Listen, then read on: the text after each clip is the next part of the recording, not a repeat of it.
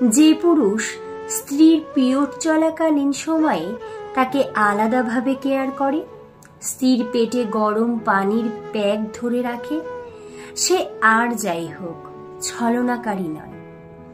যে পুরুষ প্রতিদিন ঘুমানোর আগে ছোট বোনের রুমে গিয়ে মাথায় হাত বুলিয়ে কাঁথাটা ঠিক করে দেয়, ফ্যানের পাওয়ার হালকা একটু কমিয়ে দেয়, সে আর যাই হোক কখনো নারী জাতিকে অসম্মান করে না। যে পুরুষ মায়ের সাথে রান্নার কাজে সাহায্য করে মাকে নিয়ম করে ওষুধ খাইয়ে দেয়, মায়ের শাড়িটা রোদে শুকোতে দেয়, সে আর যাই হোক কখনো খারাপ চরিত্রের মানুষ হতে পারে না।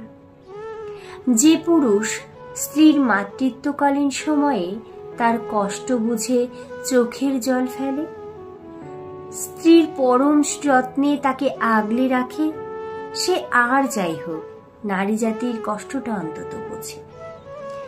যে পুরুষ কন্যা সন্তান জন্মালে খুশিতে আত্মহারা হয়ে যায়, তাকে মাথায় করে রাখে, তার রাজ্যের রাজকন্যার সিংহাসনে বসায়, সে আর যাই হোক নারী জাতিকে সম্মান করতে জানে।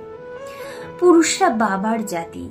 খারাপ পুরুষরা যেমন ভালো বাবা হতে পারে না, তেমনি ভালো মনের সৎ চরিত্রের পুরুষরাও কখনো নারীদের অসম্মান করতে পারে না।